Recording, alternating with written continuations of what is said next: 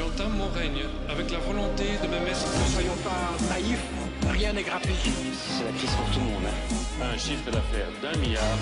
Il y a une urgence économique. 1400 emplois supprimés. Et maintenant, dans les 60 plus grosses sociétés, le traitement miracle n'existe pas. C'est potentiellement cancérigène. Il y a des centaines de produits chimiques. C'est une sorte de pression inacceptable sur le commandant de bord. Tromperie sur l'étiquette. Viande de bœuf. Savez-vous vraiment ce que vous mangez? Je ne veux plus, dans notre pays, Je ne vous cache pas un réel malaise.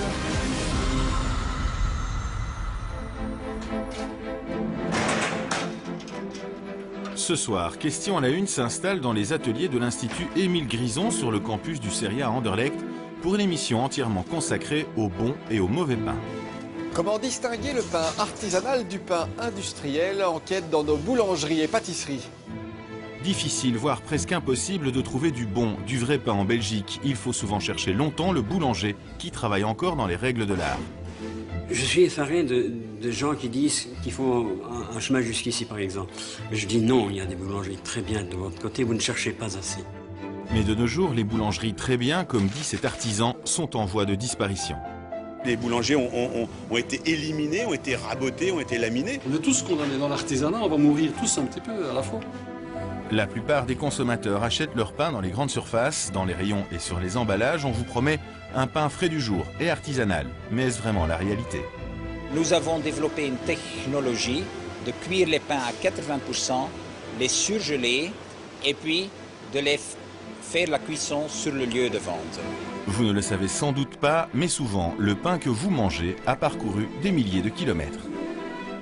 Pour moi, c'est un pain qui a été panifié, mais en Pologne, et réchauffé en Belgique. Ils auraient pu être fabriqués combien de jours plus tôt avant d'être congelés? Combien de mois plus tôt? De mois. Pourquoi pas? Il y a 10 millions d'habitants en Belgique. Est-ce qu'elle pense qu'elle en nourrit beaucoup ou pas? Je peux dire tranquillement qu'une baguette pour chaque habitant de la Belgique.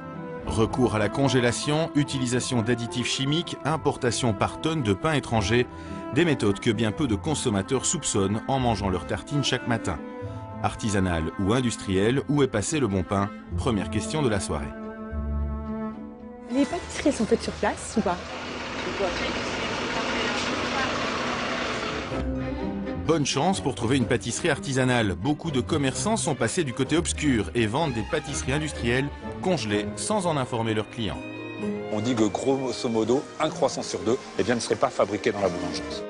Il faut dire que les industriels sont passés maîtres dans l'art de rouler le client dans la farine. Ça peut arriver qu'on nous demande des produits qui aient l'air fait maison. Ça rassure le consommateur parce qu'il a l'impression de l'avoir fait à la maison et de le sortir de son four. Même les maisons prestigieuses s'y mettent en assurant qu'industriel n'est pas synonyme de mauvaise qualité. Je réponds que c'est des conneries, parce que j'invite ces gens, c'est sincèrement, c'est un non-sens. Je vais presque dire que le macaron aujourd'hui il est meilleur qu'il n'était à l'époque. Dans l'agroalimentaire, il y a certains desserts glacés qui sont formidables, qui sont supérieurs aux artisans. Pâtisserie, un art culinaire en danger. Deuxième et dernière question de la soirée.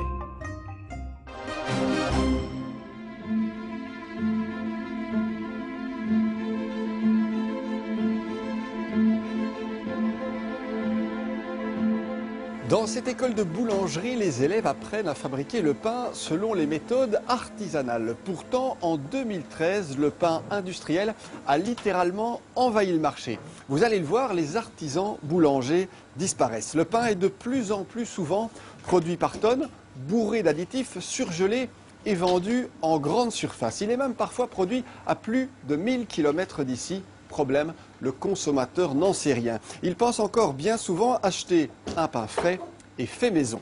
Alors, artisanal ou industriel, où est le bon pain? Voici l'enquête de Gérald Vandenberg et Guillaume Volmer.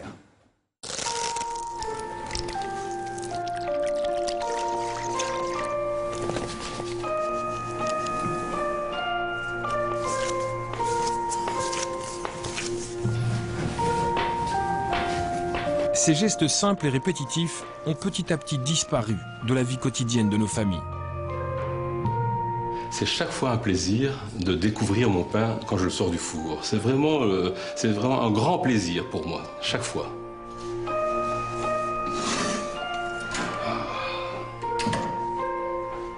C'est quoi la recette de votre pain? Alors, c'est de l'eau, de la farine, du sel et le levain que je fabrique moi-même. Ça a l'air tout simple. Il n'y a pas plus qu'à faire que cela et le pain est excellent.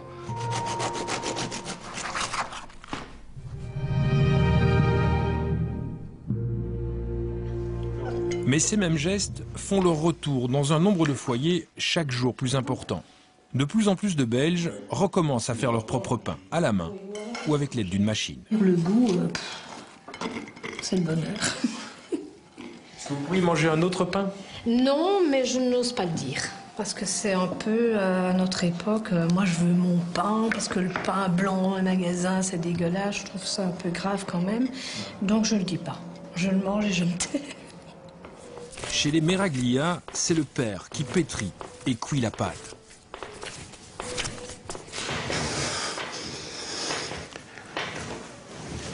Ce temps consacré à la fabrication d'un pain maison, il le justifie d'une seule manière.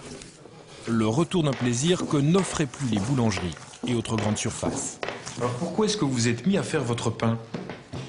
Écoutez, avant tout, c'est une question de goût. Je ne trouvais pas dans le commerce un pain qui me convenait au point de vue goût, mais ceci dit, il en existe. Je ne veux pas dénigrer le commerce complètement. Est-ce que vous parvenez encore aujourd'hui à manger du pain industriel de grand magasin? Non, plus du tout. Impossible. Le pain belge, sans goût, sans saveur. Le verdict est lourd. Et pourtant, cette idée est partagée bien au-delà de la famille Meraglia. Pour s'en convaincre, il suffit de pousser la porte de n'importe quelle boulangerie. C'est de la mousse. C'est du pain blanc tout mou. Vous allez manger 2-3 tartines et puis le lendemain vous le jetez de toute façon. Il n'y a plus beaucoup de boulangeries où on sait que le pain est fait juste là derrière. Comment en est-on arrivé là? Le pain est-il vraiment devenu un aliment sans saveur? Les professionnels confirment en tout cas que la menace est réelle. La grande perte, et ça tout le monde le reconnaît, se situe au niveau du goût. C'est une conséquence, c'est un sacrifice. Si les gens en sont conscients, oui. Mais est-ce qu'ils en sont conscients? D'autres plus pessimistes vont plus loin. On parle de pain artisanal partout, on n'en trouverait plus nulle part. La boulangerie d'antan serait en train de disparaître. Le supermarché veut prendre le rôle du boulanger de quartier. En Belgique, vraiment, la perte des boulangers. Les boulangers ont été éliminés, ont été rabotés, ont été laminés.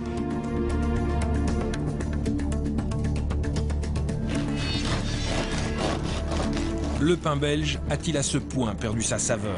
Les bons boulangers de notre enfance ont-ils vraiment disparu? Comment fabrique-t-on le pain aujourd'hui? Artisanal ou industriel, où est passé le bon pain?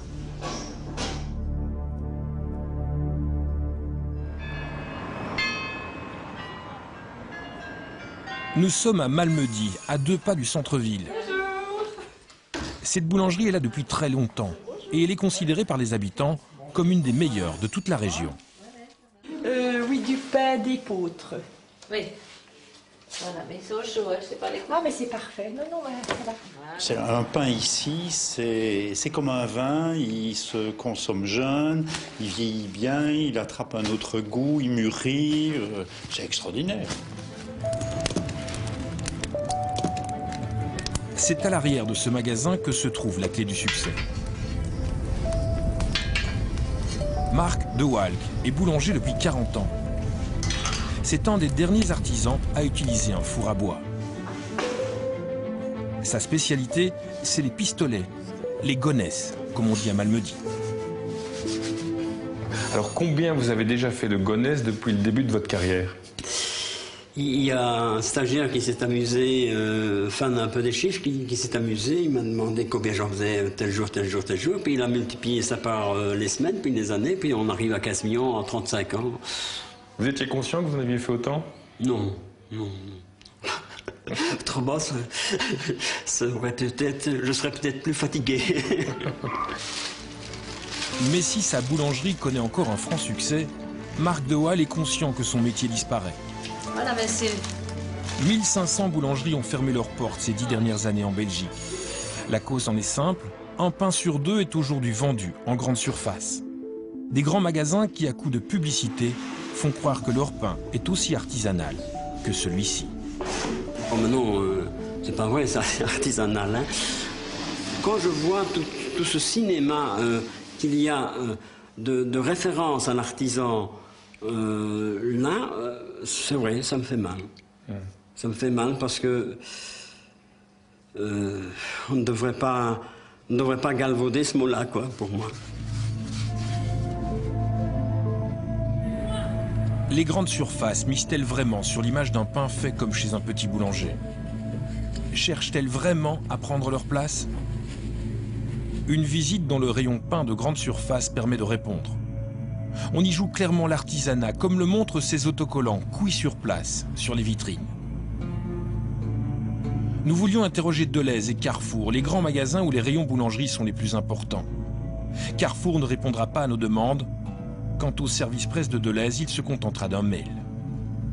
Comme je vous l'ai déjà signalé par email, nous ne pourrons pas prévoir d'interview.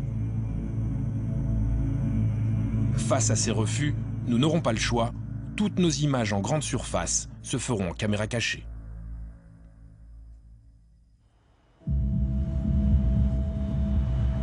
Afin de poursuivre notre enquête, nous cherchons nos réponses ailleurs. Nous contactons le principal fournisseur de pain des grandes surfaces, la multinationale belge du pain, la Lorraine. Ils nous inviteront ici, près de Liège, dans ce qui est sans doute une des plus grandes boulangeries du pays. À l'intérieur de l'usine, c'est la valse des pains. Ici, ce sont des pains de campagne qui sortent chaque heure de fours de 40 mètres de long. Là, des milliers de ciabatta qui refroidissent lentement sur ces escalators géants.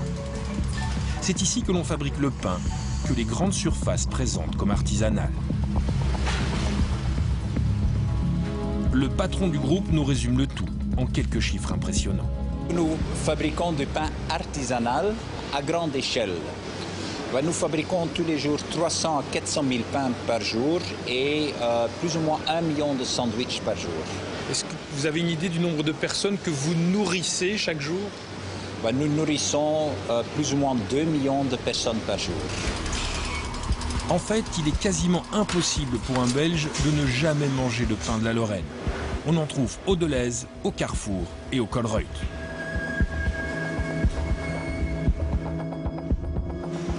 Enfin connaisseur du marché, le patron de la Lorraine nous confirmera que les grandes surfaces cherchent bel et bien à concurrencer les boulangeries de quartier.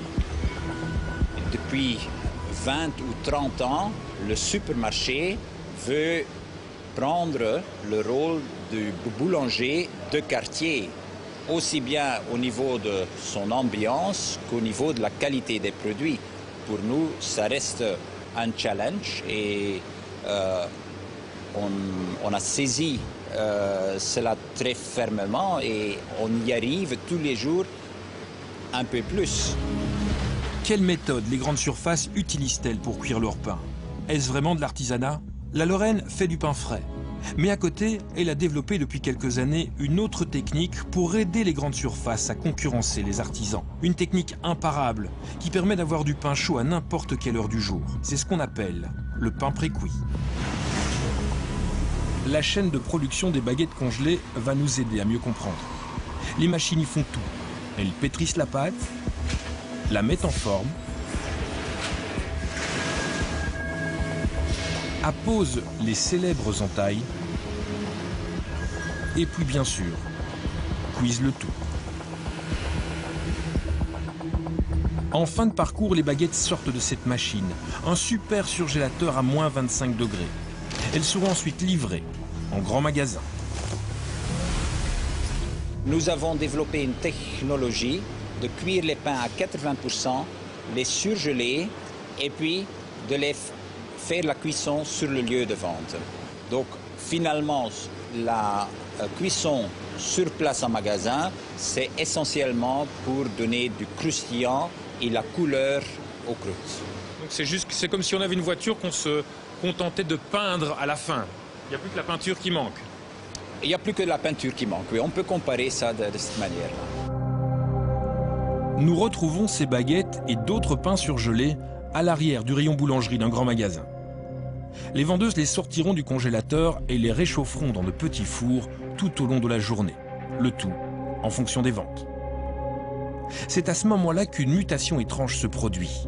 En passant de l'arrière du rayon au présentoir, la baguette livrée congelée par la Lorraine va miraculeusement se changer en pain frais. À l'aide d'autocollants accolés sur les vitrines, certains magasins évoquent des pains cuits sur place. D'autres enseignes font apparaître la mention « frais du jour » sur les sacs. Et puis surtout, on abuse de l'odeur dégagée par la décongélation des pains. Une odeur qui est authentique, je pense que ça fait rêver et ça fait vendre certainement. Au total, à coup de bonnes odeurs et d'un habile marketing, les grandes surfaces nous vendent un pain surgelé comme un pain frais. Et puis surtout, tout est fait pour que le client ne s'en aperçoive jamais. Nous aurions voulu interroger les grandes surfaces sur cette mystérieuse transformation du pain congelé en pain frais. Mais nous devrons nous contenter de cet extrait du mail de Deleuze. Nos pains ne proviennent jamais de pâtons surgelés. Tous nos pains arrivent donc pré-cuits à 60% et pas surgelés quotidiennement dans nos magasins. Dans ces phrases, 4 mots nous frappent. Pâtes surgelées et pré-cuits à 60%. Aux réponses aux pâtes surgelées, voici une image parlante. C'est le congélateur de la Lorraine. Il fait 8 étages de haut. Une majorité des pains pré-cuits fabriqués pour Deleuze passent ici avant d'être livrés. Température permanente, moins 24 degrés. Difficile de faire plus congelé. Quant au pain pré-cuit à 60% seulement à l'usine, selon Deleuze, voici les chiffres du fabricant. Vous allez voir, ils sont, disons, différents. Le pain, il est, à vrai dire, il est complètement cuit à l'intérieur. Donc ce qu'on appelle l'amidon de l'ami est à 100% coagulé. C'est très technique. Mais donc le pain, il est cuit et il est comestible. Au total, Deleuze cherche à tout prix à minimiser le côté surgelé de son pain. Il est vrai qu'un pain congelé avant d'être vendu est tout sauf artisanal. Mais la saga du pain congelé ne s'arrête pas là. Elle connaît depuis peu un nouveau rebondissement. Michel Orny est un boulanger de la région de Charleroi. Il nous présente une nouvelle sorte de pain congelé. Il serait, selon lui, fabriqué loin de chez nous, à l'autre bout de l'Europe, mais vendu comme du pain frais dans les grands magasins. Et il affirme pouvoir les distinguer aux marques sur la base du pain. Très facile, on voit ces pains belges ici façonnés sur des filets. Tandis que ces pains-là sont pratiquement tout à fait différents. Ils doivent être certainement cuits sur des plaques, donc le système de cuisson est différent. Mais au-delà de cet indice, ce qui nous surprendra le plus, c'est le lieu supposé de fabrication. Pour moi, c'est un pain qui a été panifié, mais en Pologne, et réchauffé en Belgique. Ça veut dire quoi, panifié en Pologne? Mais ça veut dire que ce pain est pétri en Pologne. On le façonne et on va le cuire en Pologne. Ça veut dire qu'ils auraient pu être fabriqués combien de jours plus tôt avant d'être congelés? Combien de mois plus tôt? De mois? Pourquoi pas? Et dans quelle quantité est-ce qu'on les trouve dans les grands magasins? Ben bon, vous savez, dans notre corporation, on parle, on discute. Dans la grande distribution, je dis bien dans la majorité, pas dans tous. Je pense que ça représente entre 60 et 70% de ventes dans la grande distribution.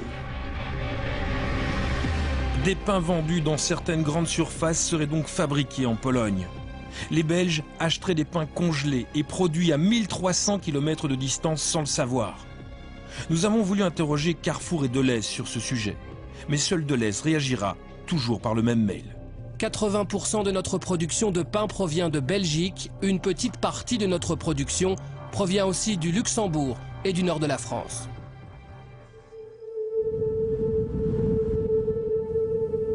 Pour déterminer qui dit la vérité, nous prenons la route de la Pologne.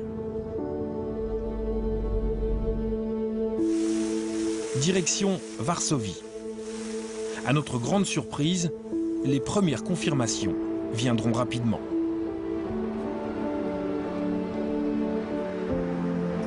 Henryk Piziewicz est ingénieur agronome.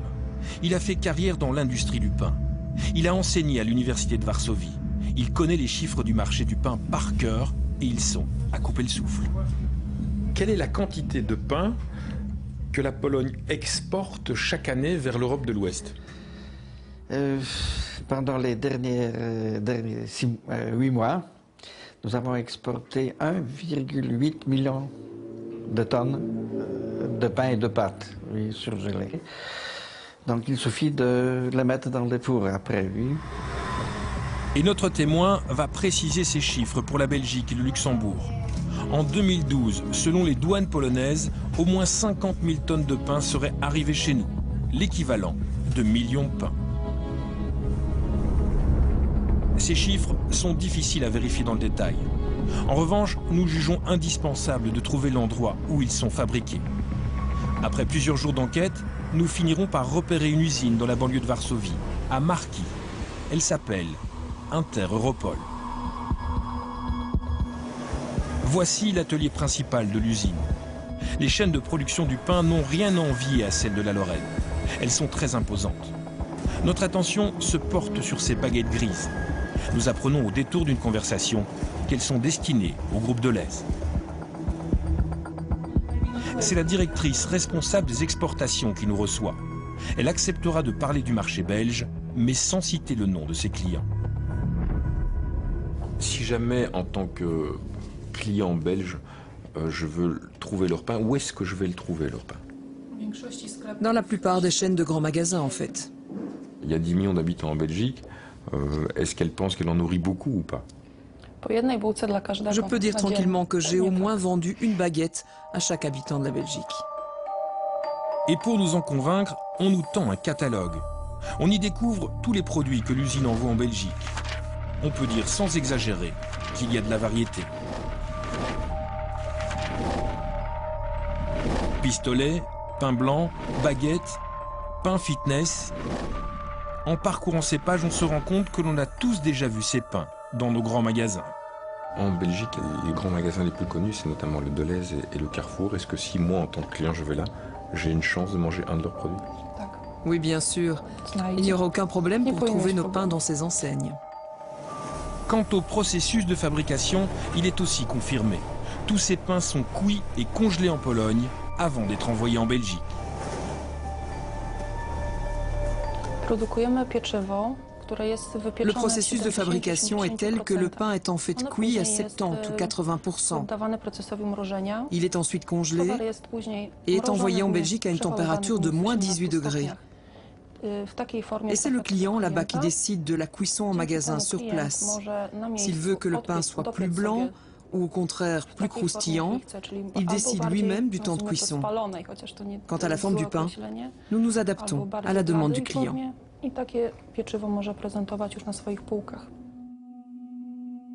Ces camions transportent donc vers la Belgique des tonnes de pain polonais. Ils y seront décongelés, réchauffés, vendus comme frais. Un pain frais qui aura parcouru 1300 km, mais que, bizarrement, personne ne confirmera avoir reçu. Consommer ces pains congelés pose-t-il un problème pour le consommateur? Sont-ils aussi nourrissants que le pain frais? Paradoxalement, c'est de Pologne que viendra le doute. Les Polonais n'aiment pas le pain congelé. D'accord. Mais c'est ce qu'ils envoient vers les autres pays d'Europe. Oui, en grande quantité. Trop grande, d'après moi. Pourquoi trop grande? Trop grande parce que dans ce cas-là, on mange ce pain chaque jour.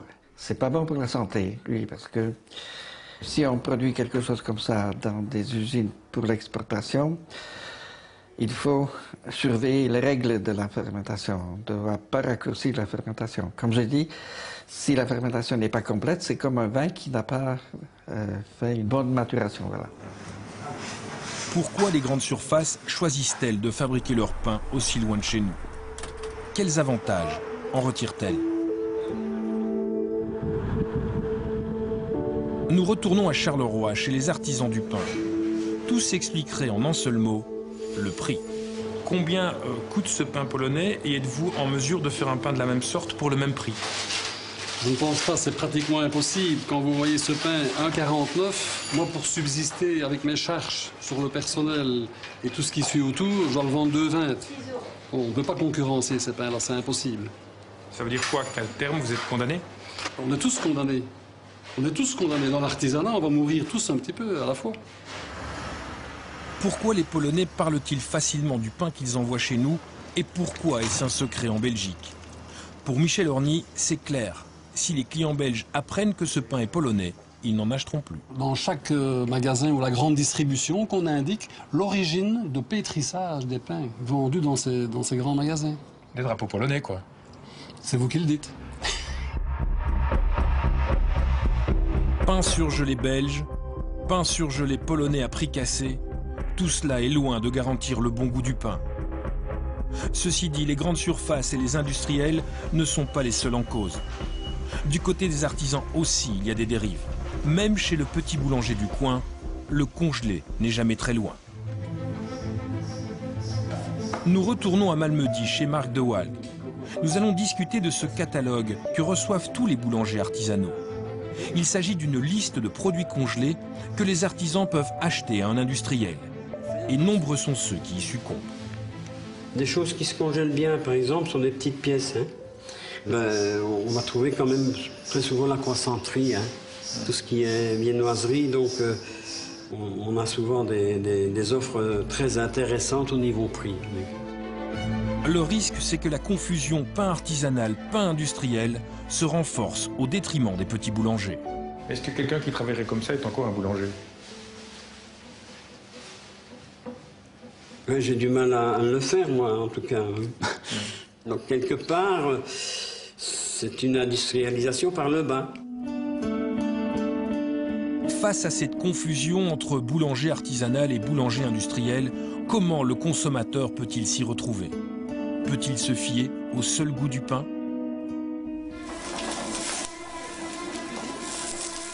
Pour le savoir, nous organisons un testing. Il aura lieu dans un restaurant étoilé. L'essentiel à temps plein.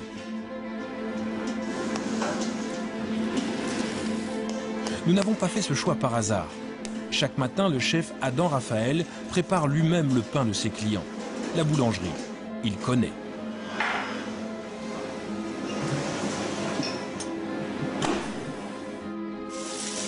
Nous avons également invité Xavier Mouffe à ce testing.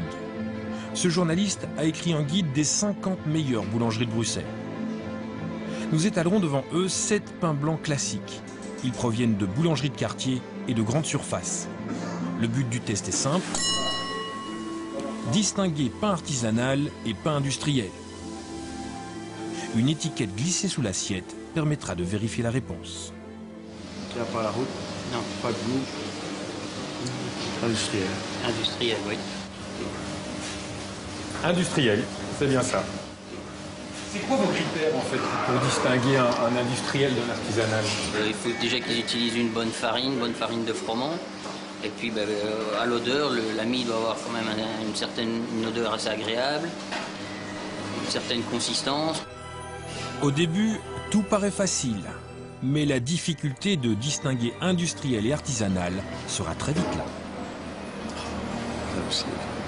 Industriel. Industriel? Oui. Non, ça, je ne peux pas se tromper à ce point-là. Pour moi aussi, c'est de l'industriel. Oui, industriel? Non, mais... Ça vous surprend? Oui. Franchement, celui-là, il me... Parce que directement, avant qu'on le goûte tous les deux, on était persuadés qu'il était industriel. Nous avions présenté 3 pains artisanaux lors du test. Nos experts se tromperont pour 2 d'entre eux et les prendront pour des industriels. Comment un consommateur pourrait-il s'y retrouver si les professionnels se font duper? Comment s'assurer qu'un artisan n'a pas des méthodes d'industriel peu prometteuses de goût? En Belgique, il n'y a pas de solution. Mais dans d'autres pays, on y a réfléchi depuis longtemps.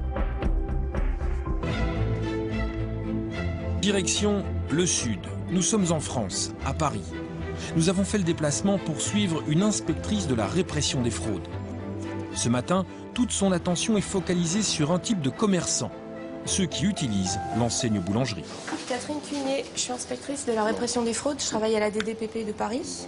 Je suis venue faire un contrôle de l'établissement au niveau loyauté. Cette fonctionnaire assermentée de l'État français va vérifier minutieusement les méthodes de travail de l'artisan. Je vais aller le voir en bas, ça sera plus simple. De toute façon, il faut que je fasse quelques vérifications en bas. Ouais. Dans l'atelier de l'artisan, tout sera passé au crible. Four, pétrin La pâte de chou vide. et surtout les congélateurs. Et là? Ça, c'est des pains... Oui, bah du coup, le problème c'est que vous êtes au courant que Oui, je sais. quand on a lancé une boulangerie, on ne peut pas congeler le pain à aucun stade. Bah oui. Il n'y a pas de tolérance. Oui, oui. Donc ça, c'est non. Un petit coup d'œil à la grimace du boulanger et l'on a vite compris qu'en France, ces surgelés n'ont rien à faire dans une boulangerie. En fait, ce commerçant vient tout simplement de violer la loi définissant le métier d'artisan boulanger. Depuis 1998, cette loi impose des critères très stricts pour pouvoir simplement apposer l'enseigne boulangerie sur sa vitrine. Il faut que le pain soit pétri, fermenté, mis en forme et cuit sur place. Et surtout, les congelés sont interdits. Les surgelés trouvés dans la cave du boulanger pourraient bien lui coûter cher. Je referai un contrôle et si je constate à nouveau les mêmes choses, ça sera une procédure contentieuse qui sera établie à son encontre et transmise au parquet. Qu'est-ce que prévoit la loi comme sanction en cas de fraude? Alors concernant l'enseigne boulangerie, c'est un délit, donc c'est une amende supérieure à 30 000 € et ou 2 ans d'emprisonnement. Voilà, mais bien sûr libre appréciation toujours des tribunaux derrière. Cette loi clarifie les choses. En France, si vous lisez boulangerie sur une vitrine, vous savez que le pain est fait sur place. Si boulangerie n'est pas là, c'est juste un dépôt de pain ou un commerce qui réchauffe des surgelés. En Belgique, rien n'est aussi clair pour le consommateur.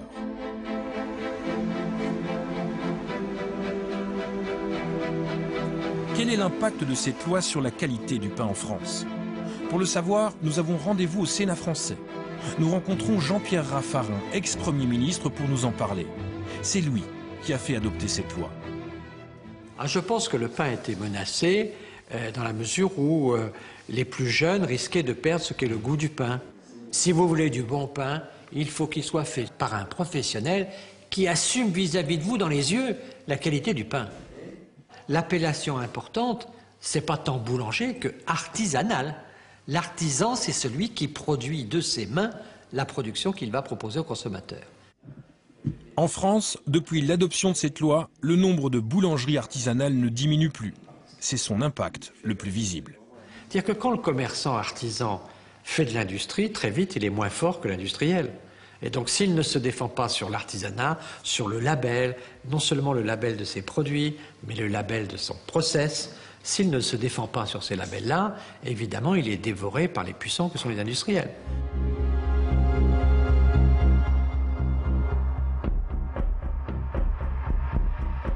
À ce moment de notre enquête, la prolifération des pains congelés semble expliquer pourquoi le pain a perdu une partie de son goût. Mais est-ce la seule explication? Quel autre phénomène pourrait justifier cette perte du goût? Nous nous rendons chez un spécialiste de la nutrition. Lui aussi s'intéresse au pain, mais son analyse va plus loin que le simple goût. Nous lui présentons des pains de grande surface et de boulangerie de quartier. Il va tout d'abord attirer notre attention sur un véritable subterfuge à la limite de la tricherie. Le camouflage du pain blanc en pain gris, comme pour ces sandwichs. En fait, ce pain-ci ne contient pas plus de fibres qu'une baguette à base de farine raffinée. Il est élaboré à partir de farine raffinée, mais on l'a coloré avec des substances de type caramel qui permettent justement de donner cette couleur brune, mais qui malheureusement n'apportent pas les fibres, les vitamines, les minéraux qu'on retrouve dans une farine complète. L'idée est de laisser penser aux consommateurs que ce sandwich a toutes les vertus du pain gris si favorables à notre santé, tout en se mangeant aussi vite que du pain blanc. Il y a un petit peu de tromperie par rapport à ce que la couleur traditionnellement devrait indiquer. Oui. La coloration donne un aspect peut-être plus rustique, plus traditionnel, qui n'est pas vrai, puisque c'est une farine raffinée, c'est un produit tout à fait moderne. Mais ce spécialiste ne s'arrête pas là. Il poursuit en évoquant un phénomène plus répandu. Les pains surgonflés au volume impressionnant et à la mie particulièrement souple. Cette pâte extrêmement aérée, en bouche, va être très rapidement imprégnée de salive et lors de la digestion également, se fera attaquer très rapidement et donc va distribuer son énergie très rapidement. Donc le taux de sucre dans le sang va augmenter plus rapidement qu'avec une pâte qui aura levé plus lentement et qui sera plus ferme, plus dense ce qui n'est pas de bon augure pour le contrôle du poids par exemple. Clairement, les pains très aérés sont plus dans le domaine du fast-food et surtout de la digestion rapide. Et c'est presque un petit peu comme une sucrerie du point de vue métabolique. Les produits qui font gonfler le pain n'ont aucun intérêt pour le consommateur. En revanche, il y en a bien un pour les fabricants. Mais vous savez que le temps, c'est de l'argent, donc plus la pâte va lever rapidement, plus on pourra faire de cycles de production de pain au cours d'une journée ou de 24 heures. Et c'est malheureusement ce qui concourt à rendre cette pratique extrêmement courante parce que c'est plus rentable. Pourquoi le pain n'est-il plus simplement composé de farine, eau, sel et levure? Combien de substances ajoutées à la pâte permettent d'influencer la couleur ou la forme du pain? Et surtout, quel impact tout cela a-t-il sur le goût? Pour en savoir plus sur ces produits qui modifient complètement le pain, nous nous rendons dans un moulin industriel de la région de Courtrai, le moulin Thalmann.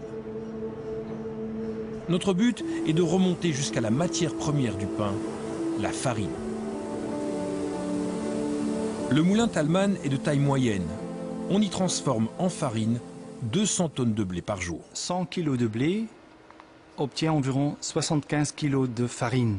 Donc c'est 3/4. Et 1/4, ce sont les sous-produits de la mouture qui vont vers les aliments composés. Les grains passent par les meules, les tamis et un incroyable enchevêtrement de tuyaux. En fin de parcours, on finit par récolter 150 tonnes de farine chaque jour. Jusque-là, le produit est encore pur. Mais juste avant la mise en sac, tout va changer. On ajoute aux farines ce qu'on appelle des améliorants, des additifs. Ce sont ces produits qui ont la capacité de changer notamment la couleur du pain ou de le faire gonfler plus fort.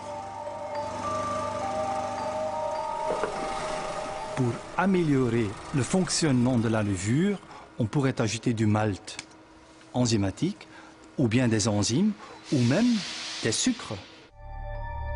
Le but est d'offrir au boulanger une farine stable qui permet de faire un pain toujours identique, sans risque d'erreur. Dans certains cas, il ne faut pratiquement plus rien ajouter à ces sacs pour obtenir du pain.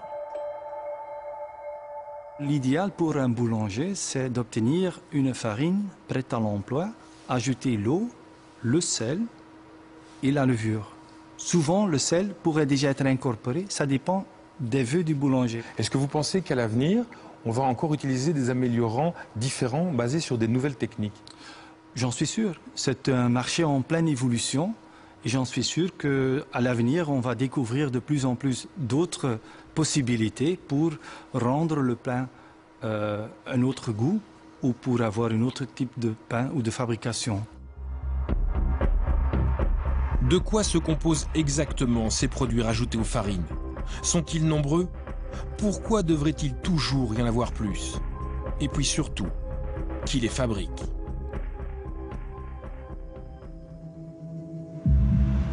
La réponse à cette dernière question se trouve en Belgique. Tout se passe ici, dans cette usine. Enfin, pour être exact, dans les labos de cette usine. Nous sommes chez Puratos, le leader mondial des améliorants du pain. Une multinationale belge de la chimie boulangère. Puratos a réalisé l'année passée 1,4 milliard d'euros de chiffre d'affaires. Nous avons 60 filiales dans le monde. Nous produisons dans 47 pays au travers de 53 usines. Dans ces labos, des centaines d'ingénieurs agronomes et autres chimistes inventent chaque jour de nouveaux additifs. Ces scientifiques cherchent par exemple à améliorer le moelleux du pain, jusqu'à l'extrême. Et ils disposent ensuite de machines incroyables pour mesurer la souplesse de la mie. Ils ont aussi ces ordinateurs dernier cri, analysant la forme idéale à donner au pain. Là aussi, un additif bien choisi pourra aider. Est-ce qu'on peut considérer que quelque part le pain est devenu un produit de haute technologie? De nouveau, il existe toujours cette tension constructive, disons, entre la tradition de faire un beau pain qui soit agréable à consommer, etc., tout en respectant les traditions de la boulangerie, et d'autre part l'utilisation de la technologie qui permet de réaliser des assortiments plus larges, d'avoir un pain qui soit plus régulier, etc., et qui se conserve mieux, par exemple. Et donc là, on est quand même plus proche de plutôt dans une démarche de recherche plus technologique. Au-delà de l'apparence du pain, il y a aussi un travail sur le goût. Nous sommes dans l'atelier où Puratos apprend aux boulangers à se servir de ses produits. Nous allons y parler du sapor. Cette petite poudre ajoutée par le boulanger à la pâte permet de donner au pain le goût suré du levain, même s'il n'a pas du tout utilisé de levain pour le réaliser. Sapore en italien veut dire saveur, hein, donc ça veut bien dire ce que ça veut dire. Ce sont des produits qui sont issus de la fermentation du levain pour restituer au pain quelque part sa saveur de fermentation du passé, au levain, etc. Est-ce que c'est un additif, un améliorant que l'on rajoute à un pain fabriqué avec du levain, ou est-ce que ça pourrait être un pain fabriqué avec une levure normale? Ça peut être les deux cas. Certains boulangers l'utilisent, en ajoutent à leur levain pour différencier un peu leur goût, et d'autres simplement dans une pâte à la levure, simplement pour donner une note aromatique de levain, une saveur un peu plus beurrée à leurs produits, etc.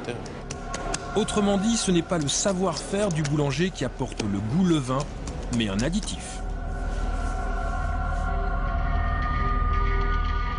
Évidemment, chez Puratos, on est conscient que les additifs chimiques n'ont pas bonne presse. Le consommateur n'aime pas les voir sur les étiquettes. Pour calmer cette méfiance, ces ingénieurs développent donc de nouveaux améliorants, des enzymes. Avantage, ils disparaissent à la cuisson.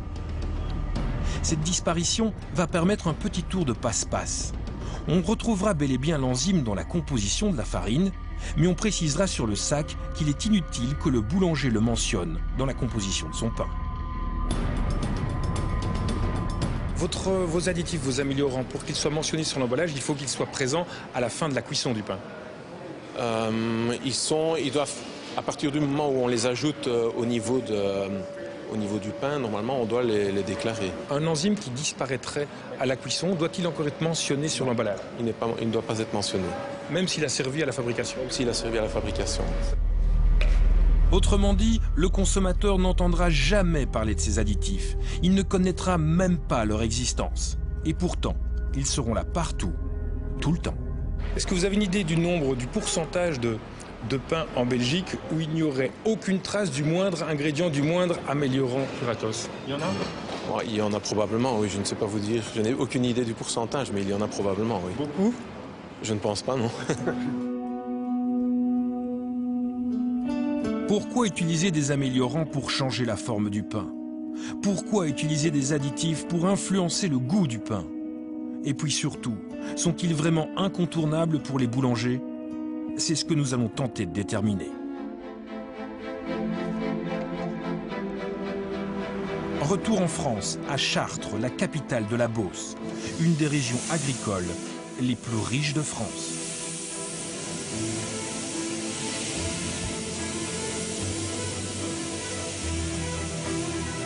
Nous avons rendez-vous dans ce moulin. Il appartient à la famille Viron, une famille où l'on est meunier depuis 7 générations. Depuis 25 ans, ils se battent tous dans un seul but, promouvoir les farines sans additifs et donc un pain sans produits chimiques. On n'a pas besoin d'additifs pour faire de la baguette de tradition française. On n'a pas besoin d'additifs pour faire du pain de qualité. On n'en a pas besoin. On a besoin d'un mélange de blé, on a besoin d'une compétence boulangère, ça on en a besoin. Mais les additifs, ils ne servent que à faciliter le travail, on n'a pas besoin.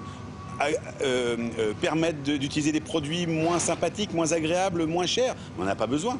Quel est l'intérêt ? Et c'est ça qui est un petit peu le cheval de bataille, proposer aux boulangers des choses simples pour que les consommateurs trouvent des choses bonnes et naturelles. Ça veut dire quoi, naturel? Naturel, c'est sans ajouter de choses étranges venues d'ailleurs. Pour mener le combat contre les additifs, ces meuniers ont inventé ce qu'on appelle une farine tradition. Une découverte majeure, faite un peu par hasard.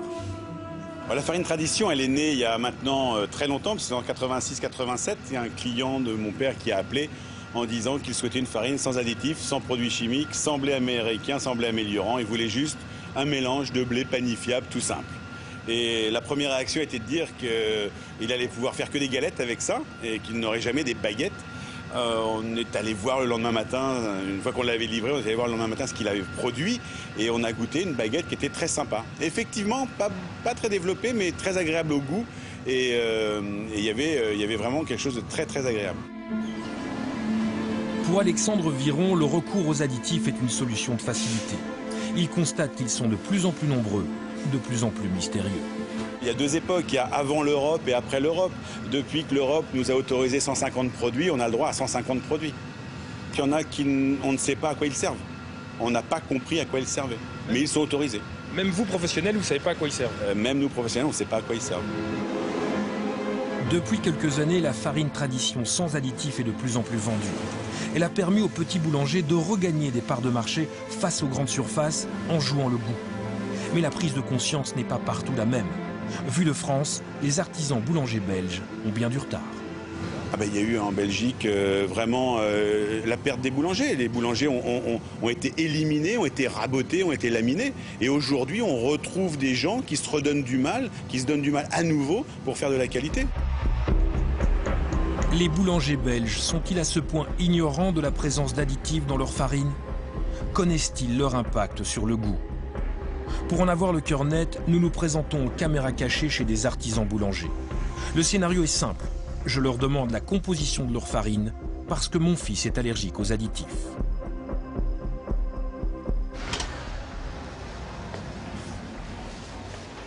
Bonjour monsieur. Parce qu'en fait, mon fils est allergique à la farine, plus exactement aux enzymes qu'on trouve dans certaines farines. Et je voulais savoir si vous utilisiez des enzymes dans votre farine. C'est quoi les enzymes? Parce que mon fils, il est allergique à... Oui, je sais, je te comprends. Je ne sais pas, je cherche quelqu'un. Ah oui, c'est pas écrit. Ah oui, voilà. Enzymes. Enzymes, il y en a? Oui, enzymes. Désolée. Ok. Ouais. Et je voulais savoir si vous aviez un pain où j'ai la garantie qu'il n'y en a pas. Aucune garantie, parce qu'on garant. Je ne peux même pas garantir les farines que nous on reçoit. Donc. Il n'y a pas moyen de. Non, monsieur. Ouais. À notre époque, on ne sait pas ce qu'on reçoit. Nous devrons nous rendre à l'évidence, rares sont les boulangers belges qui s'intéressent à l'impact des additifs. Et plus rares encore sont ceux qui les évitent.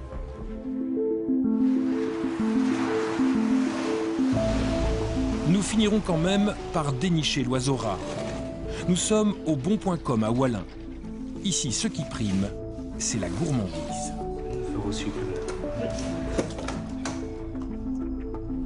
Il y a 10 ans, Pascal Donnet ne trouvait plus aucun pain dans le commerce qui lui plaisait. Pour lui, ils manquaient tous de goût. À 40 ans, il a donc changé de métier et décidé de faire du pain comme il l'aimait. C'est quoi la recette d'un bon pain? C'est de l'eau, du sel, de la levure et de la farine. C'est un peu de savoir-faire finalement. Mais c'est pas très compliqué à faire. Hein. Dès le départ, il refusera d'utiliser tout additif. Il les voit comme un obstacle au bon goût. Le consommateur, comment il peut s'assurer qu'on n'a rien ajouté ou dans la farine ou dans la pâte? Une bonne question. Oui, c'est toujours la confiance envers son boulanger. Faut le demander, quoi. Oui. En suivant de près la fabrication de son pain, un élément nous frappe. La présence des bannetons. Ces petits paniers en osier qui soutiennent la pâte pendant qu'elle lève et gagne sa saveur. En fait, ces paniers prouvent qu'ici, il n'y a pas d'additifs. Pourquoi est-ce que vous utilisez ces espèces de petits paniers pour mettre la pâte? Bien ici, la farine ne contient pas d'acide ascorbique pour maintenir la pâte ensemble. Et ici, quand il n'y a pas d'acide ascorbique, ma pâte, vous voyez qu'elle est très molle. Si je la laisse lever comme ça sur la table ou sur un tapis d'enfournement, elle va s'étaler comme une crêpe et bon, je ne saurais pas l'enfourner. Mais ces paniers signifient aussi autre chose. Ils montrent qu'une farine sans additifs demande des efforts supplémentaires et empêche l'utilisation de machines. Un obstacle majeur pour faire du pain à grande échelle. On ne sait rien automatiser. Il n'y a pas moyen de bouler les pains avec la machine, il n'y a pas moyen de les diviser avec une machine, il n'y a pas moyen d'avoir donc une diviseuse, une bouleuse. Tout ça, c'est impossible. Donc il faut tout faire à la main. Il faut les peser à la main, un par un, et les enfourner à la main. C'est pas avec un tapis d'enfournement. Et donc ça prend plus de temps. Le temps, c'est de l'argent. Ben voilà. Est-ce que vous pensez qu'à un certain moment, certains pains contenant de nombreux additifs ne méritent plus le nom de pain? C'est pas à moi à répondre à ça. Pour moi, du pain, c'est de l'eau, du sel, de la levure et de la farine. Point. Pourquoi le goût a-t-il petit à petit perdu de son importance pour les boulangers? Pourquoi les consommateurs ont si peu réagi? Nous trouverons la réponse dans un endroit magnifique, le moulin d'Olange, près de Bastogne. Ces trous à aube entraînent le dernier moulin hydraulique du pays. Ces meules produisent uniquement des farines sans additifs, une exception en Belgique.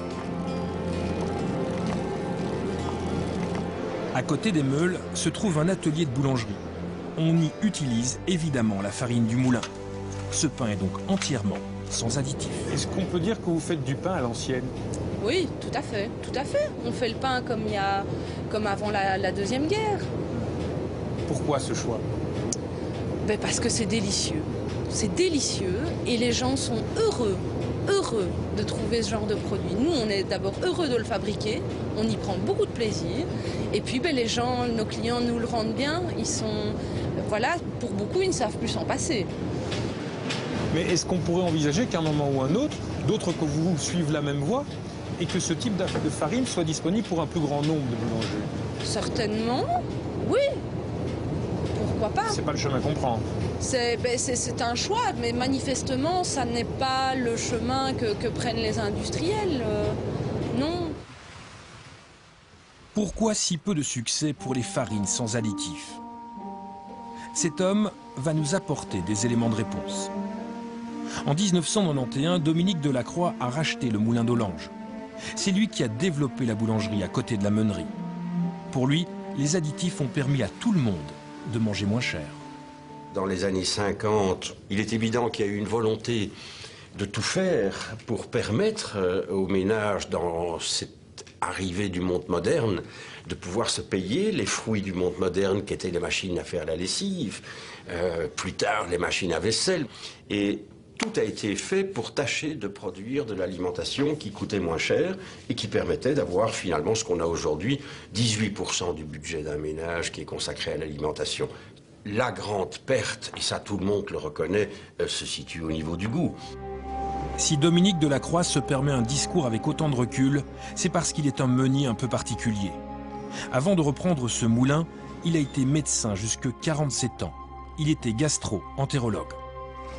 Cette double casquette lui permet de jeter un regard différent sur les additifs du pain. Surtout lorsqu'il évoque l'étrange expérience qu'il a vécue lorsqu'un médecin homéopathe lui a envoyé 2 patients allergiques au pain. Des patients que ces homéopathes soignaient pour des problèmes, par exemple, d'eczéma. Des eczémas faciaux chez des adultes très importants. Un autre cas, c'était un officier de la police judiciaire qui, dès qu'il mangeait du pain, avait des aftes géants dans la bouche. Durant un mois, ces 2 clients mangeront uniquement du pain d'Olange. Au grand étonnement de tous, l'eczéma et les aftes vont disparaître. J'émets évidemment l'hypothèse, avec le regard qui est le mien, que probablement une toute petite fraction de la population présente des problèmes d'intolérance aux adjuvants technologiques, mais il est malheureux que les médecins ne soient même pas conscients que dans les farines se trouvent des protéines de lait, des émulsifiants bien particuliers, des molécules de gluten qui ont été très légèrement modifiées. Et donc tout ça est simplement, comme toujours, les adjuvants technologiques, c'est un réel bénéfice, mais c'est un petit risque. En arrivant au bout de cette enquête sur le pain, l'avenir de la boulangerie en Belgique paraît bien sombre. Pain congelé, pain fabriqué aux confins de l'Europe, additifs en tout genre, autant de procédés qui nous éloignent de l'idée que l'on se fait du bon pain. Et pourtant, ceux qui ont tiré la sonnette d'alarme ne veulent pas baisser les bras. Ils croient encore au pain de qualité. Je suis effaré de gens qui disent qu'ils font un chemin jusqu'ici, par exemple. Mais je dis non, il y a des boulangeries très bien de votre côté, vous ne cherchez pas assez. C'est ça l'avantage de l'artisanat, hein? C'est qu'il y a une multitude de boulangeries et de choix qui peuvent se proposer. Mais il faut chercher, ça c'est vrai. C'est une bonne trouvaille.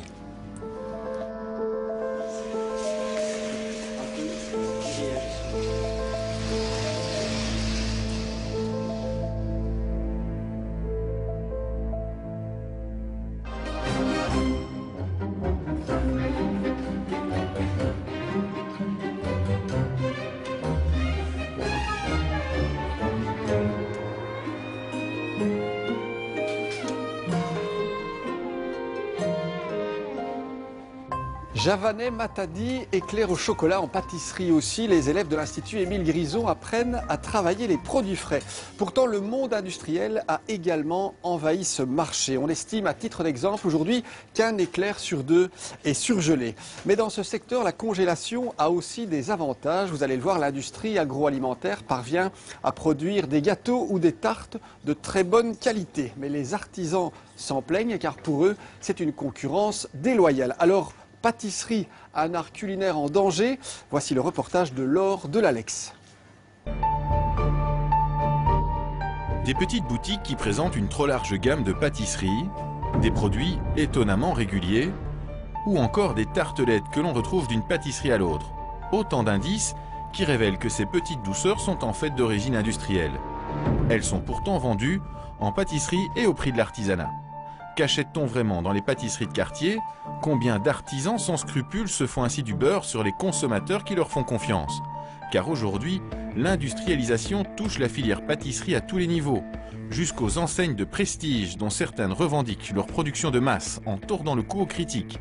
Mais qui sont ces industriels que l'on montre du doigt? Sont-ils l'avenir de la pâtisserie ou une vraie menace pour nos artisans? D'où notre question, pâtisserie, un art culinaire en danger? Notre enquête commence par une question dérangeante. En caméra cachée, nous nous rendons chez des artisans qui, selon nos informations, vendent des pâtisseries industrielles sans le dire à leurs clients. Les pâtisseries sont faites sur place ou pas?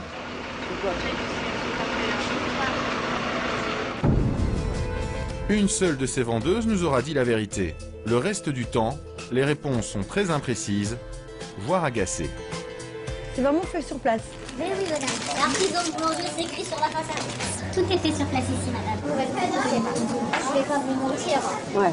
Tu sais d'où ça vient nos pâtisseries? Elles sont fabriquées sur place? Oui, oui, mais c'est pas dans cette boulangerie-là, mais c'est le chef.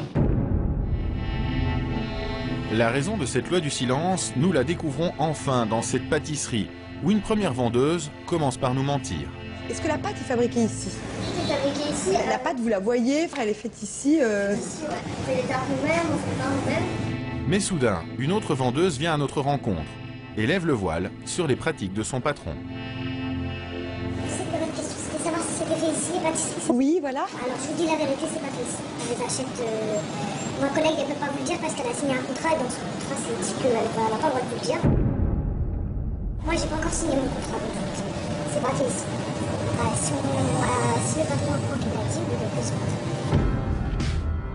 Des vendeuses, tenues au secret par des artisans qui mentent à leurs clients, on est loin de l'image d'Épinal du boulanger-pâtissier artisan. Combien de pâtissiers ont-ils cédé aux sirènes des produits industriels?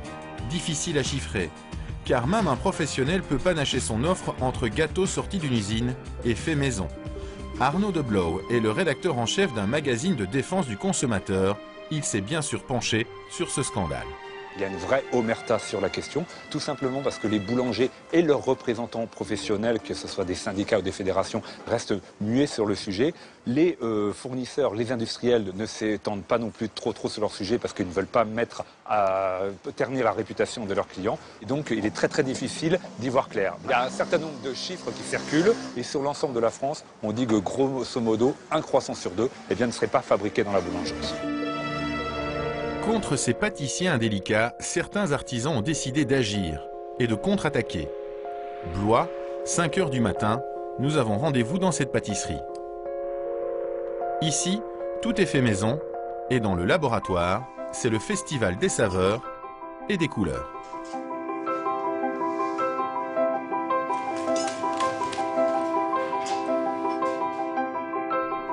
Jackie a 55 ans de métier et il travaille avec son fils Frédéric. Ici, on est boulanger-pâtissier de père en fils. Et on n'a pas de mots assez durs pour condamner les artisans qui font appel aux produits industriels.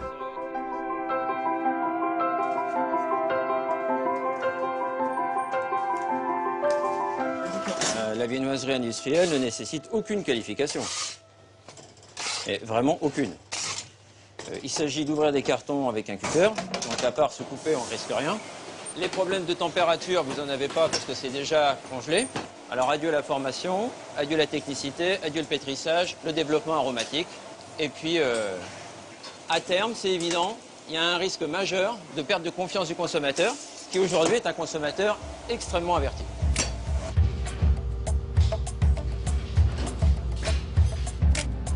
Le recours aux produits industriels remonte en fait aux années 70. Avant, il y avait beaucoup de partage, c'est-à-dire les livraisons dans les campagnes et tout ça. Donc c'est vrai que certains avaient des difficultés à assumer les livraisons toute l'après-midi, la fin de matinée et toute l'après-midi, plus toute la production la nuit. Donc ça, c'était une des premières peut-être entrées de l'industrie dans le monde de l'artisanat. Car la fabrication maison coûte cher. Par exemple, pour réaliser ces entremets à 5 couches, à la régularité presque industrielle, il faut compter 6 heures de main-d'œuvre réparties sur 2 jours. Pour rationaliser ces énormes charges de travail, comme partout dans les pâtisseries, une partie de la production est congelée et mise à la vente dans les jours suivants. Quant aux matières premières, achetées en petite quantité et donc plus chères que dans l'industrie, elles sont malheureusement en très forte augmentation.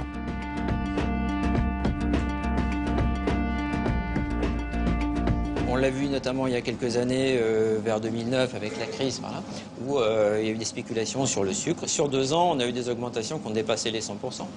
Par contre, c'est extrêmement compliqué de changer les tarifs vis-à-vis de la clientèle qui ne comprendrait pas toujours l'explication, la logique, pourquoi une semaine c'est ce prix-là, la semaine suivante c'est un autre coût. Donc, on a un lissage qui se fait sur l'année avec une augmentation qui peut être répercutée que 6 mois plus tard, par exemple. Ça nous arrive.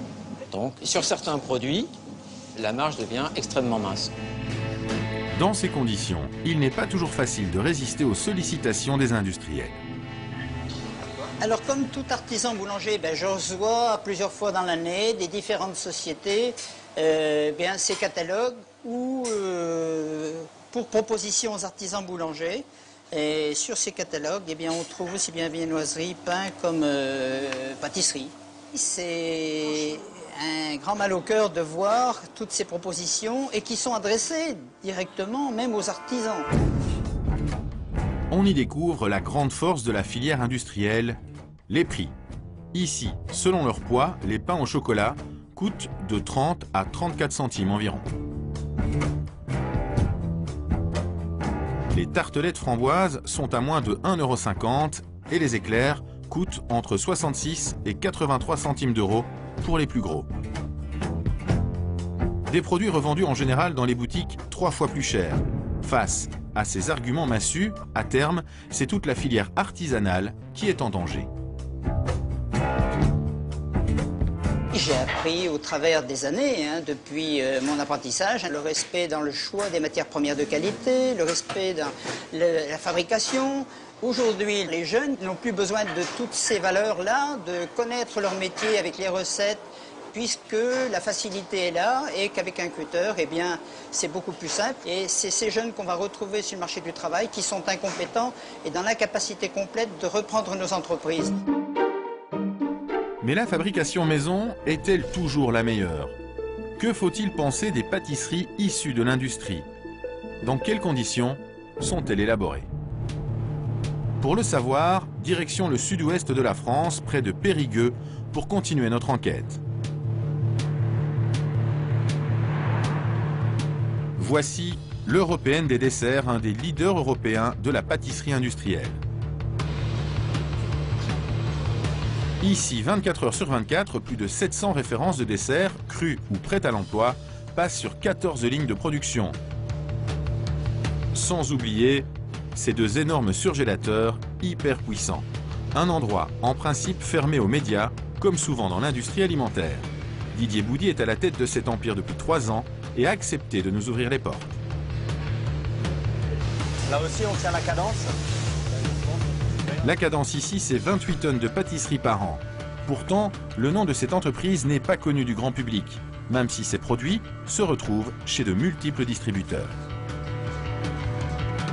On travaille avec Carrefour, Auchan, Leclerc, Système U, j'en oublie, il ne faut pas que j'en oublie, Cora, enfin voilà, tout Casino, toute la grande distribution. On travaille également avec des chaînes de restauration, on vend aussi aux chaînes de points chauds.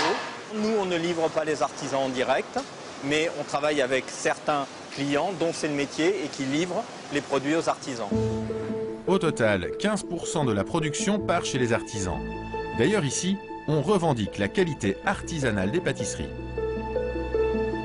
Par exemple, on est un des rares industriels, nous, à utiliser dans toutes nos recettes, quand on met du lait, c'est du lait liquide. C'est pas de la poudre qu'on réhydrate, c'est du lait liquide. Là, bah, tenez, regardez, là, il a mis tous ses ingrédients dans son pétrin. Hein, vous voyez qu'il y a des œufs, du beurre. Qu'est-ce qu'il y a d'autre? Il y a du sucre roux. Enfin, c'est des ingrédients tout à fait standards, mais dans des contenants qui sont bien plus importants. Pourtant, les pâtisseries industrielles ont longtemps eu mauvaise réputation, notamment à cause des additifs. Il peut y en avoir. Après, ça dépend de la stratégie de chaque entreprise. En ce qui nous concerne, nous, tout ce qui est additif, colorant, tout ce qu'on pourrait mettre pour aider, on a depuis des années travaillé à tout enlever pour avoir les recettes les plus propres possibles. Pourquoi est-ce que magiquement, aujourd'hui, on n'a plus besoin d'additifs? C'est que c'est tout sauf de la magie. Je vais vous donner un exemple très très concret. On va faire une pâte dans un pétrin comme ça, si on en fait 400 kg d'un coup. Le temps qu'on utilise toute cette pâte, d'accord, sur la ligne, il se peut que le fond de la cuve ait plus tout à fait la même texture au moment où on l'utilise que le haut. Bon, qu'est-ce qu'on fait? Est-ce qu'on met des choses dans la pâte pour qu'elle se tienne bien longtemps et qu'on puisse l'utiliser longtemps? Ou est-ce que tout simplement on dit, ben, on va en faire 2 fois plus souvent, donc on diminue la quantité de pâte qu'on va mettre dans la crème, on change notre process, on l'adapte pour qu'on puisse faire sans rien mettre. En plus, d'un point de vue économique, c'est meilleur, hein, parce que tous ces additifs qu'il pourrait y avoir, ce sont des choses qui peuvent coûter de l'argent et dont vous n'avez plus besoin derrière. Est-ce que c'est la mort de l'artisanat? Ah non, pas du tout.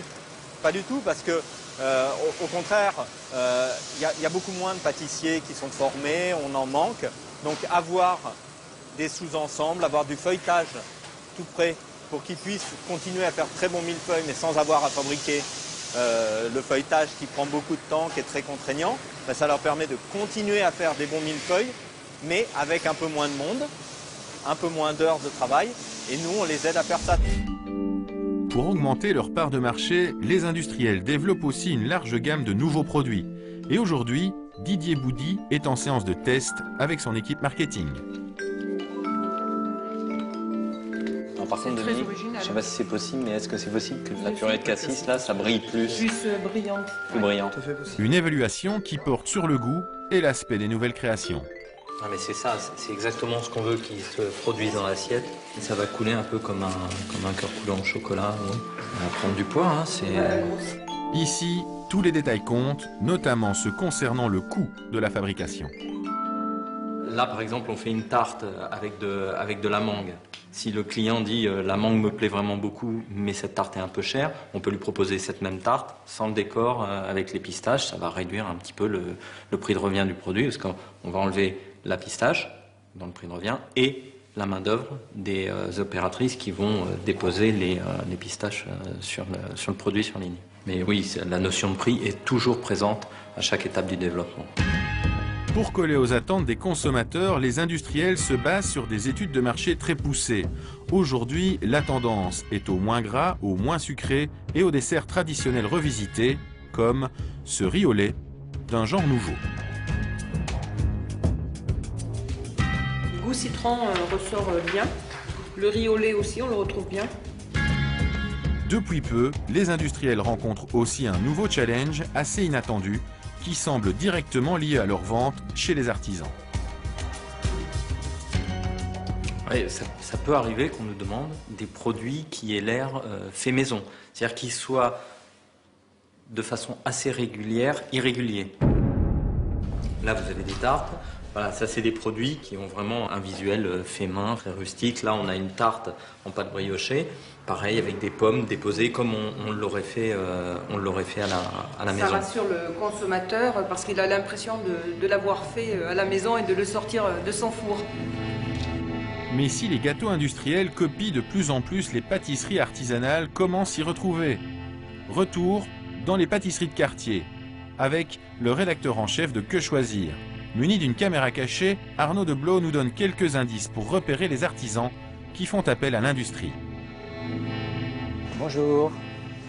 Alors déjà, la première chose à faire, c'est de regarder un peu l'étendue de l'offre, de voir s'il y a effectivement beaucoup de gâteaux et si dans la même gamme, eh bien, il y a plusieurs unités proposées. Ce qu'il faut regarder aussi, eh bien, c'est un peu la régularité des gâteaux.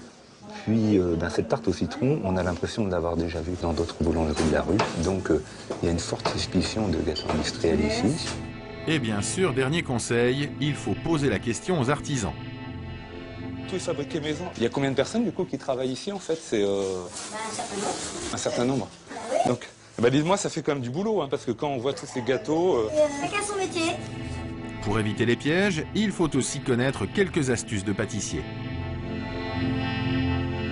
La tarte aux framboises avec saupoudrée de sucre glace, eh bien, c'est sans doute pour cacher le fait que les fruits étaient congelés et qu'ils ont bien vécu. Mais Arnaud Deblos a encore une arme secrète.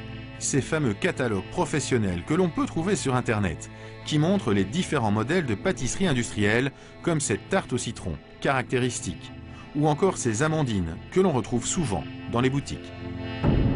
Et les opéras que nous avons pu voir en vitrine, eh bien, ressemblent beaucoup à cela, agrémentés effectivement d'un petit coup de patte du boulanger qui a rajouté une petite feuille en or, ou d'autres peuvent mettre leur nom sur une petite étiquette. Bref, ça ne veut pas dire non plus que le gâteau est forcément d'origine artisanale. Des produits de toutes sortes et à tous les prix, sans compter que certains industriels étrangers pourraient bien faire une entrée fracassante sur le marché. Lors d'une enquête que nous avons réalisée pour Que Choisir sur ce sujet-là, on nous a dit que des fabricants chinois commençaient à être intéressés par le marché français. On nous a présenté, en tout cas c'est un de leurs concurrents, qui nous a présenté un catalogue où tout était rédigé en chinois. Donc peut-être qu'un jour, nous aurons des produits de boulangerie, pâtisserie qui viendront de Chine et qu'on retrouvera dans des établissements prétendus artisanaux ou de proximité. Aujourd'hui, si une grande majorité de consommateurs se fournit encore chez le pâtissier, 26%, soit plus d'un quart de la pâtisserie consommée, est achetée en supermarché. La raison du succès tient en deux mots, la qualité et le prix. Ces petites tartelettes, c'est terrible. Mon mari, il en raffole de ça. Je ne vois pas pourquoi j'irais dans une boulangerie acheter un gâteau que je vais payer 1 euro ou 2 de plus que ces deux petits-là. Vous voyez ? Pierre Blanchard est un des responsables du secteur pâtisserie-boulangerie de cette enseigne. Et cet ancien chef pâtissier de Matignon n'est pas peu fier de nous montrer ses laboratoires intégrés au magasin. Et bien voilà, là on est dans le laboratoire de production, où on est en train de réaliser des tartes fines, où on est en train de finir des framboisiers. Souvent, les gens s'imaginent que c'est livré directement dans une usine, que ça arrive, et qu'il n'y a pas tous ces gens qui travaillent. Ici, en effet, contre toute attente, une grosse majorité des produits sont faits ou assemblés sur place avant d'être vendus en rayon sous blister. Mais cet emballage a encore une mauvaise image auprès des clients. Alors, pour contourner cet obstacle, la grande surface a imaginé une nouvelle astuce de marketing. Voilà, donc voilà, là on a un espace de vente de produits en fait qui sont pas exactement les mêmes dans la finition. Et qu'on présente sans emballage. Il y a des clients aujourd'hui qui n'achetaient pas de la pâtisserie, qui ont acheté ici, et qui ont pu découvrir que les produits étaient bons, et qui aujourd'hui retournent acheter des produits de l'autre côté qui sont emballés. C'est vrai qu'on pourrait fermer les yeux, on n'est pas à Carrefour et on pourrait croire que nous sommes dans un grand pâtissier à Paris. Du coup, si les industriels visent la qualité, les artisans ont-ils toujours le monopole du goût ? Pour le savoir, nous avons pris rendez-vous au journal Le Figaro avec François Simon, un célèbre critique gastronomique dont vous ne verrez pas le visage. Chaque semaine, il organise avec son équipe et le maître pâtissier Christophe Felder ces fameux tests gourmands, comme ici avec cette trentaine de croissants. 3,5 en quoi? En nez et 4,5 en feuilletage. Vous le descendez alors? Nos deux critiques sont habitués aux dégustations haut de gamme, mais ils vont devoir goûter pour nous, à l'aveugle, des éclairs au chocolat provenant autant de supermarchés, de magasins de surgelés que de l'artisanat. Alors celui-là, que ce soit artisanal ou industriel, c'est clair qu'il est explosé, il est disgracieux, c'est pas gentil pour la famille des éclairs au chocolat, parce que le genre est déshonoré. Alors déjà, il a aucune... Quand on le coupe, tout s'effondre. Ah oui, c'est mou du genou. Logiquement, un bon éclair, c'est comme dans un mot, il y a une articulation, c'est-à-dire qu'il y a des syllabes, tandis que là, on a l'impression que c'est une sorte de onomatopée. La pâte à choux, c'est vraiment la fraîcheur aussi qui joue. Celui-là, elle est un peu vieillotte.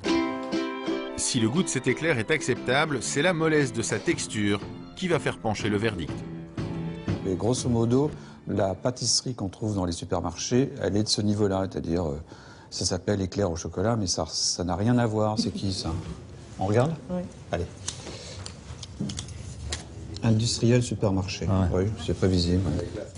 Ce produit, vendu pour être consommable pendant 15 jours environ, ne s'en sort pas si mal. Mais pour le deuxième éclair, les experts restent dubitatifs. C'est étonnant celui-là.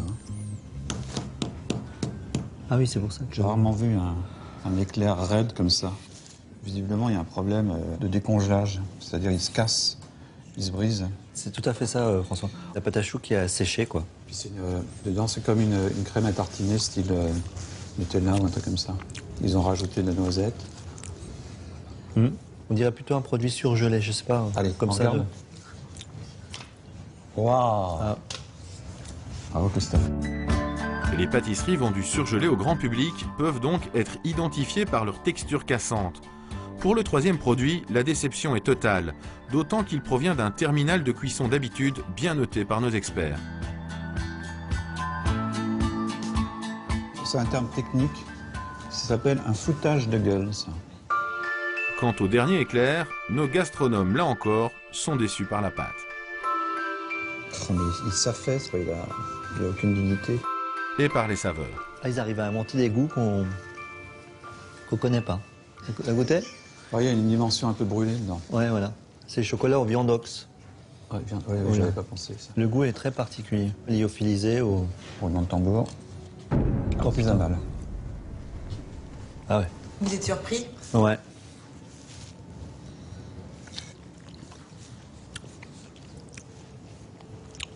On n'a pas le vrai goût chocolat marqué. Donc on est un peu déçu. Ça paraît presque un peu salé parfois. C'est pas puissant. Si le maître pâtissier est tombé de haut, François Simon, lui, est plus philosophe. C'est pas parce que c'est fait à la main que c'est supérieur. Il y a souvent des gens qui travaillent avec les pieds. Ça, c'est pas bon, c'est tout. Il n'y a plus de discours monolithique. C'est pas d'un côté les anges, les artisans, et les démons, l'agroalimentaire. Dans l'agroalimentaire, il y a certains desserts glacés qui sont formidables, qui sont supérieurs aux artisans. Artisanal ou industriel, que ce soit dans les supermarchés ou dans les boutiques les plus prestigieuses, aujourd'hui c'est bien l'éclair qui s'érige en best-seller toute catégorie de la pâtisserie et représente environ un quart des ventes, juste devant la tartelette aux fruits. Une place de leader peu à peu challengée par un nouveau favori du grand public qui remporte un succès grandissant, le macaron. Et en la matière, deux grands frères ennemis, deux empires que l'on ne présente plus, se partagent le marché du haut de gamme. D'un côté, Pierre Hermé, qui a d'ailleurs fait ses classes chez Ladurée, est désormais présent dans 5 pays du globe et génère un chiffre d'affaires qui dépasse les 17,6 millions d'euros. Aujourd'hui, la plupart de ces macarons sortent de cette usine pudiquement appelée Manufacture, située dans l'est de la France. Des photos qui jurent, avec l'image d'artisanat, que le pâtissier souhaite donner de ses macarons. Et lorsque nous sollicitons une interview pour parler de ce développement industriel de la marque, les portes se ferment. Parler des chiffres, c'est pas quelque chose qu'on fait, ni sur le nombre de produits fabriqués, ni en nombre ni sur le chiffre d'affaires. Une frilosité que ne partage pas l'autre roi du macaron, Ladurée. Ici, le discours est décontracté, soutenu par un chiffre d'affaires de plus de 80 millions d'euros, provenant pour les 2/3 de la vente de macarons. David Holder est le PDG de cette enseigne prestigieuse. Sa famille, qui détient aussi le groupe Paul, a repris cette entreprise il y a 20 ans et lui a fait vivre une véritable success story. La marque est présente dans plus de 20 pays et a ouvert 12 boutiques cette année, du Brésil au Maroc en passant par Hong Kong. Et si les pâtisseries que l'on voit ici sont toutes faites sur place, la production des macarons, elle, a été centralisée.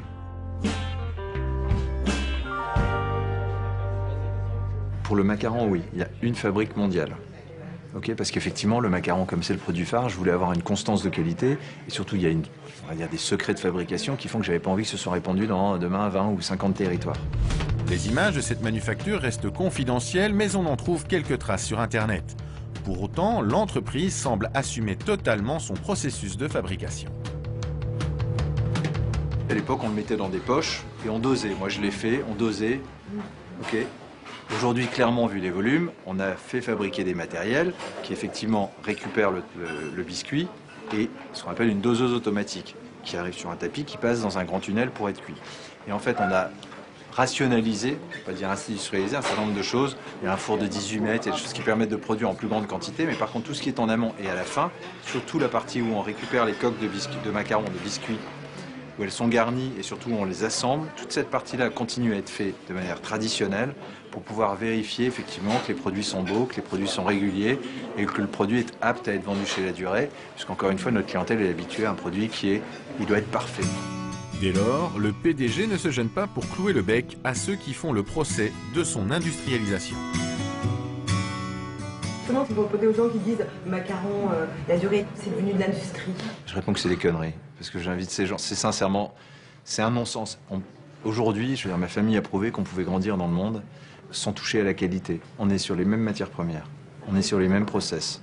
Je veux presque dire que le macaron aujourd'hui, il est meilleur qu'il n'était à l'époque. Parce qu'on a travaillé dessus, enfin je veux dire, mais il n'a pas évolué en tout cas dans le sens de la non-qualité. Un macaron ayant une durée de vie de 5 jours, l'entreprise a aussi adopté une autre technique moderne pour favoriser son développement. Et que ça part loin, bien sûr pour des raisons d'hygiène déjà, bien entendu, bactériologiques on va dire, et des régions également écologiques. Le macaron est hiberné, de telle sorte à ce qu'il puisse voyager par voie de mer et qu'il bouge absolument pas pendant le transport. Après, il est remis en température sur place. Hiberné, ça veut dire ? C'est plus joli. Quand je l'ai, en plus joli. On est dans la romance, il faut rester poétique. Une poésie au centre du marketing de la marque qui s'est construite avec tous les codes du luxe. J'ai jamais, moi, géré cette maison comme une maison pâtissière. J'ai voulu faire de cette maison une maison avec une marque forte, qui soit une marque notoire, autour d'un produit. Donc, comme dans la mode, on a créé des collections en s'inspirant des tendances, en s'inspirant des couleurs, mais on a sublimé ce produit. C'est-à-dire qu'autour du produit, on a créé des packaging absolument extraordinaires. Jamais personne ne jette un emballage lasuré. C'est pas des emballages, c'est des boîtes de collection. Face à ces pâtisseries à la mode, certains ont fait le choix de revenir à l'essentiel, la qualité et la fraîcheur des produits. Hugues Pouget est un chef pâtissier qui a travaillé chez les plus grands, comme Guy Savoy. Sylvain Blanc est un ingénieur brillant, issu du monde du luxe. Il y a 3 ans, ses 2 amis d'enfance ont décidé de créer cette pâtisserie aux allures de bijouterie, au logo en forme de poinçon et qui propose des gâteaux à la façon d'un cabinet, des curiosités. Les gâteaux individuels, c'est tellement surprenant, tellement inhabituel de les retrouver ici, tout seuls, dans leur petit écrin, présentés dans des colonnes qui sont vraiment des meubles bien spécifiques. Eh ben, les gens ne s'attendent pas, il y a une vraie surprise. Ici, les prix ont été pensés pour ne pas influencer le choix du dessert. Tous les gâteaux traditionnels sont à 5,40 € ou à 6,20 € pour les créations, et ce, quelle que soit la sophistication du gâteau ou les ingrédients employés. Des prix plus chers qu'en pâtisserie traditionnelle, mais qui prennent en compte l'extrême fraîcheur des produits qui sont montés en coulisses tout au long de la journée.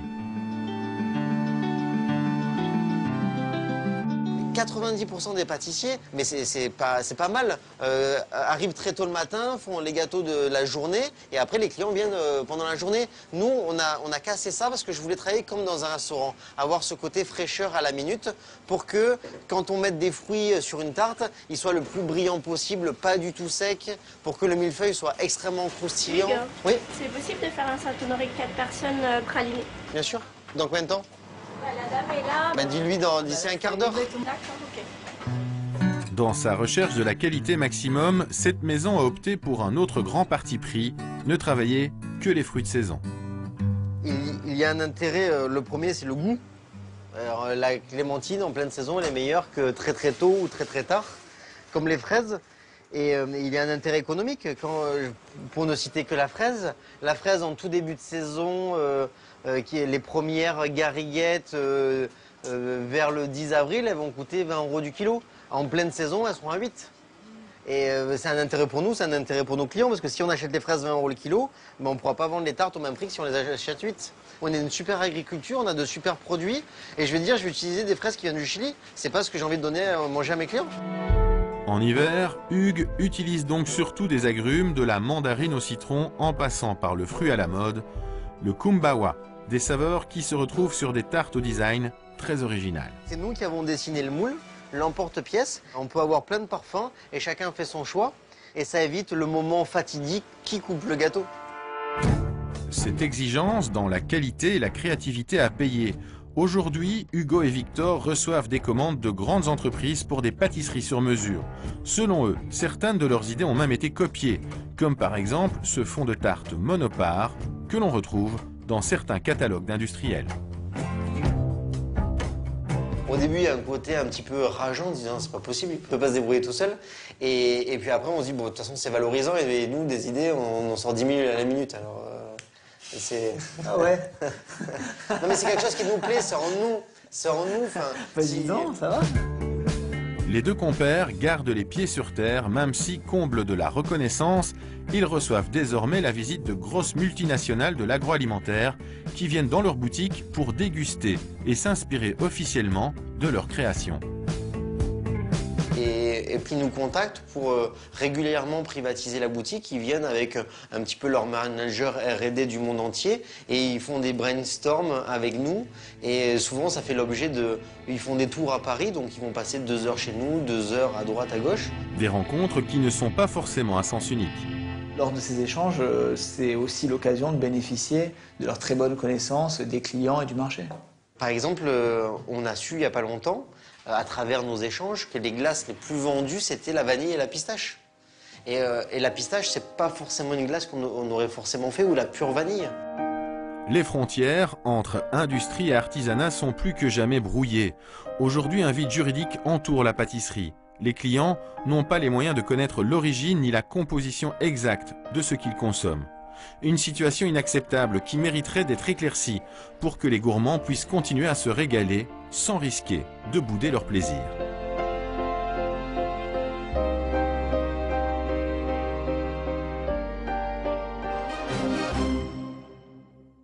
Voilà, c'est déjà la fin de cette émission. Merci pour votre fidélité. La semaine prochaine, nous vous proposons une immersion dans l'univers plutôt difficile des plus démunis avec 2 enquêtes. Comment peut-on vivre sans abri et pourquoi toujours plus de SDF ?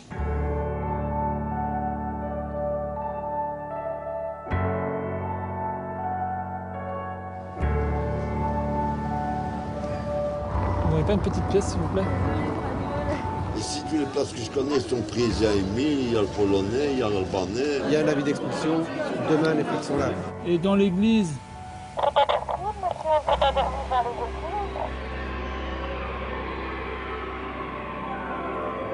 Moi, je dors à droite, ma fille à gauche, ma femme derrière et la plus grande fille ici. Regarde-le. Il est là, il a honte de sortir, mais la vie, c'est comme ça. Voilà. Sans la drogue, je tiens pas le coup dans la rue, quoi. Parce que le problème, c'est qu'on m'a déjà proposé du travail, mais j'ai pas d'adresse.